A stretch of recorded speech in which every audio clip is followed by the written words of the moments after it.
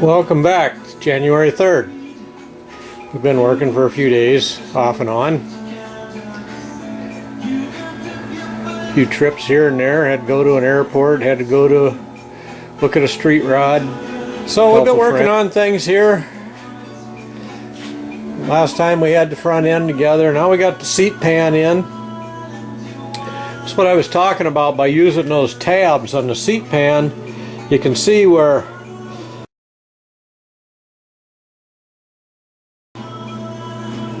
4/4 inch bolts on the rear of the pan, 2 on each side panel. Even if I never put a rivet in there, that's not going anywhere.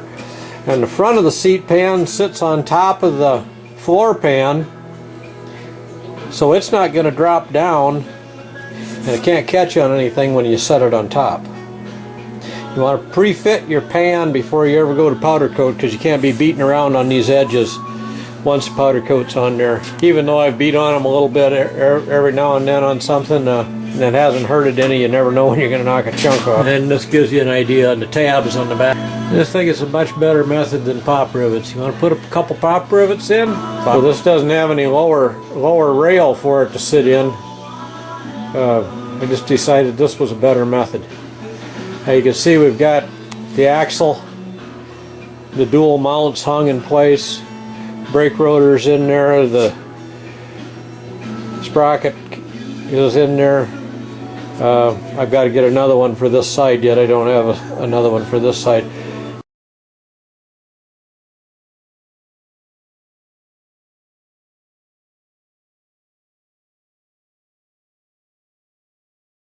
Getting ready to put keys in. When you do the keys, you step the key down like this so that slides in underneath the bearing. That way the key can't lift up and come out. And I got it tapered so it fits into the taper slot in the axle. And I always put a full length key in, even if I have to put a little clamp on the end of it. Some guys use tape, some people use a hose clamp. I use the regular 2-piece axle collar, split collar, to put on aluminum one. Doesn't really add any weight. This way your key's not coming out. Same thing on the end of your axle. Make sure you put that key in full length with this end down underneath that bearing so it can't lift up out of there. Also hold your axle in place, can't slide back and forth. When I put the collars in on these, I sat down and figured this out before I ever put everything together. The collars go together, so they butt right together, so I don't have to worry about the mount going anywhere. I don't have to worry about the axle shifting. I don't have to worry about any wheels. The collars from the 2 bearings butt together, so that way it's pushing right at, can push right at the axle hanger bearing, and it's not going anywhere. That's the split collars I was talking about. I'll finish holding those keys in place so they cannot move or go anywhere. Most people realize they need to use longer keys nowadays, but back in the old days, guy used to buy 1 piece of key stock and try to do every keyway on the cart, and he'd put in a little key about 1 inch long. I also put traction bars on this cart because of the way this frame's made. They handle terrific because they have a lot of frame flex, so it really keeps your tires on the track. But on a dual, we put these traction bars on to help keep everything planted in place.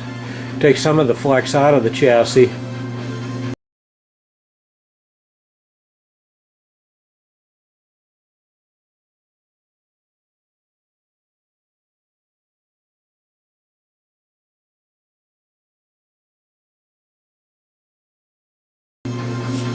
Last year I did a 360 spin there at Newcastle and just kept right on going because the cart never picked up a single wheel.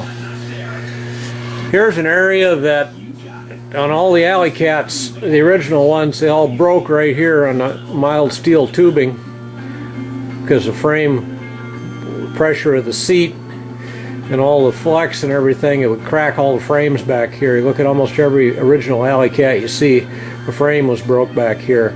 So what I've done is I've put a gusset in here, the small gusset underneath, and it catches the seat back, the side tube, and comes all the way back to where the cross tube is. So that ties everything together. This cart will outlive me.